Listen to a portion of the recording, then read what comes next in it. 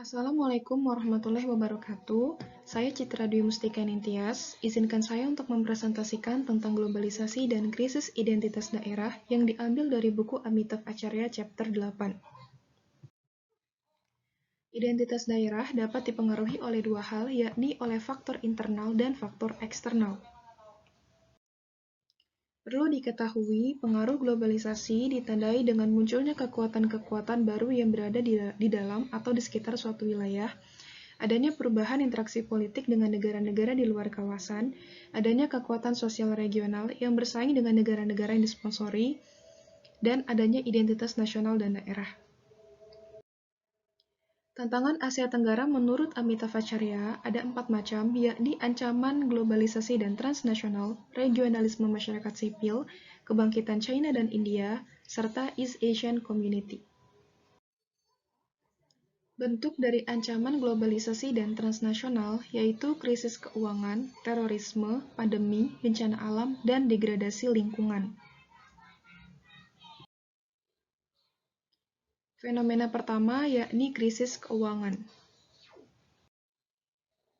Asia Tenggara mengalami 2 kali krisis keuangan, yakni krisis keuangan Asia atau krisis ekonomi Asia pada tahun 97 dan krisis keuangan global pada tahun 2008. Krisis keuangan Asia merupakan strategi pembangunan ekonomi yang didasarkan pada investasi asing dan industrialisasi yang berorientasi ekspor tanpa mekanisme regulasi yang memadai. Krisis ini bisa mengancam Asia Tenggara melalui pembentukan kembali politik intraregional dan menciptakan perluasan bagi komunitas Asia Timur. Ancaman lain dari adanya krisis ekonomi Asia di Asia Tenggara adalah merusaknya hubungan intra-Asia Tenggara, memperparah ketegangan bilateral yang laten antara Singapura dan Malaysia, dan merusak kredibilitas ASEAN sebagai instrumen kerjasama regional. Faktor umum terjadinya krisis ekonomi Asia yakni ketergantungan pada investasi asing, gelembung pasar properti dan saham, defisit eksternal yang besar, dan kurangnya pengawasan keuangan.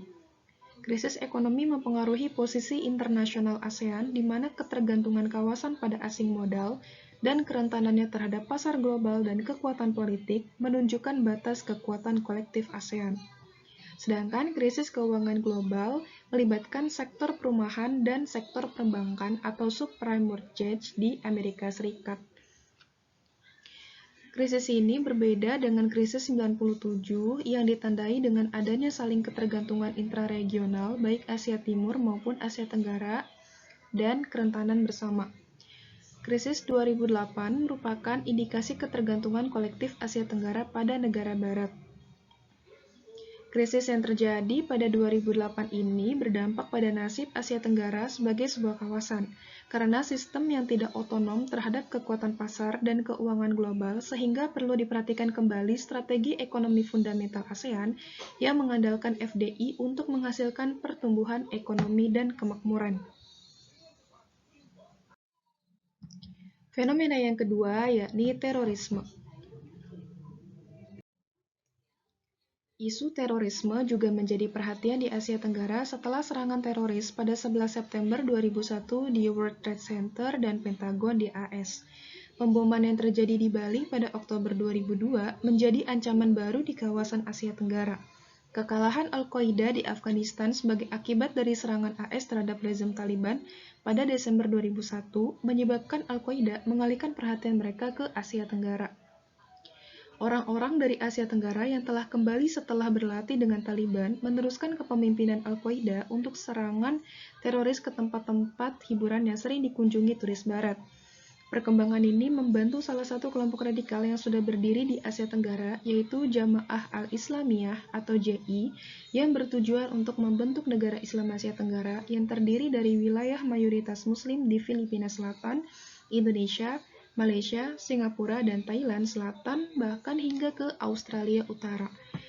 ASEAN dengan hal ini semakin memperkuat komitmen negara-negara anggota untuk memerangi terorisme dan membangun kerjasama di berbagai bidang seperti pertukaran informasi dan langkah-langkah untuk menangani pencucian uang dan migrasi ilegal. Bentuk kerjasama regional dilakukan dengan cara bilateral dalam menyediakan pembagian intelijen dan pelatihan melalui pelatihan dan operasi bersama seperti AS AS Filipina, dan perjanjian AS Malaysia dalam melawan terorisme. Fenomena yang ketiga yaitu pandemi. Krisis sindrom pernapasan akut parah atau Severe Acute Respiratory Syndrome di awal tahun 2003 juga menjadi ancaman bagi ASEAN. SARS telah menyerang 8.096 orang di 29 negara dengan total 774 kematian. Vietnam adalah negara kedua yang terinfeksi virus ini setelah China. Akibat pandemi ini, di Singapura tercatat ada 33 kematian dari 238 kasus. Meskipun di Asia Tenggara yang terkena dampak wabah ini adalah Vietnam dan Singapura, tetapi hal ini juga menjadi perhatian yang serius karena dikhawatirkan penularannya akan meluas di seluruh wilayah Asia Tenggara. Kasus ini juga menjadi titik balik hubungan antara China dan ASEAN. Pada 29 April 2003, diadakanlah pertemuan darurat para pemimpin China dan negara-negara ASEAN ditambah Hong Kong yang menghasilkan penandatanganan dan deklarasi bersama tentang SARS yang menyatakan bahwa Asia Tenggara terbebas dari penularan lokal dengan kasus terakhir pada 11 Mei 2003.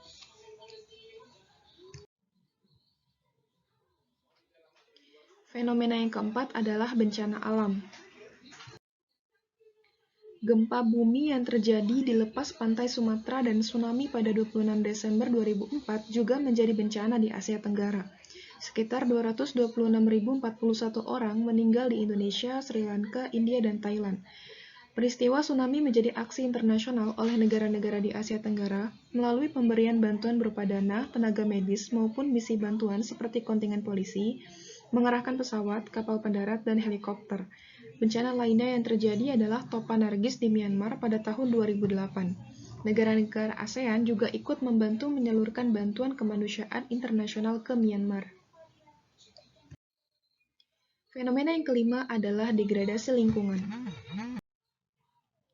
Deforestasi di Asia Tenggara disebabkan oleh ekspansi pertanian, tanaman komersial, penebangan kayu, proyek-proyek pembangunan jalan tol, proyek bendungan dan program pemukiman kembali. Kebakaran besar pada 97 merupakan akibat dari deforestasi di Asia Tenggara, terutama kebakaran di Pulau Sumatera dan Kalimantan yang diperkirakan akan memakan waktu hingga 500 tahun untuk pulih. Kabut asap tahun 97 dari Indonesia memicu kemarahan Singapura dan Malaysia yang mendorong permintaan maaf dari Presiden Soeharto saat itu. Oleh karena itu, isu-isu lingkungan selanjutnya juga masuk ke dalam agenda kerjasama antar pemerintah regional melalui pembentukan unit koordinasi gugus tugas kabut asap baru di Sekretariat ASEAN. Tetapi pada tahun 2006, insiden besar lainnya terjadi lagi di Indonesia sehingga menyebabkan Presiden SBY juga melakukan permintaan maaf dan berjanji untuk meratifikasi perjanjian ASEAN tentang polusi asap lintas batas yang telah ditandatangani di Jakarta pada 2002. Tantangan Asia Tenggara lainnya yakni regionalisme masyarakat sipil. Elemen masyarakat sipil transnasional yang diberdayakan oleh transisi demokrasi di kawasan mempertanyakan legitimasi proyek negara sentris ASEAN. Meski demikian, baik atau buruk, tanggapan regional terhadap bahaya ini harus dikoordinasikan melalui regionalisme resmi yakni ASEAN. Karena ASEAN adalah lembaga regional yang telah lama berdiri dan para anggotanya telah mempersiapkan diri untuk menghadapi bahaya transnasional secara multilateral dibandingkan dengan konflik antar negara tradisional. Tantangan selanjutnya yakni kebangkitan China dan India. Kebangkitan China di Asia Tenggara tidak hanya persoalan ekonomi yang kuat, terutama dalam hal pengalihan investasi, tetapi juga menimbulkan bahaya terhadap Asia Tenggara untuk masuk ke dalam lingkup pengaruh China. Kebangkitan India juga menambah tantangan bagi identitas Asia Tenggara, karena India seperti China yang secara historis menjadi sumber utama pengaruh ide, budaya, ekonomi, dan politik di kawasan Asia Tenggara. Tantangan selanjutnya yakni East Asian Community. Munculnya gagasan komunitas Asia Timur berpotensi masih didominasi oleh China, dan hal ini menjadi tantangan bagi regionalisme Asia Tenggara. Bahaya transnasional seperti ini berdampak pada stabilitas di dalam kawasan, serta membutuhkan pengelolaan mekanisme regional yang lebih luas mengenai keutuhan dari kewilayahan Asia Tenggara. Sekian presentasi dari saya, kurang lebihnya mohon maaf. Terima kasih. Wassalamualaikum warahmatullahi wabarakatuh.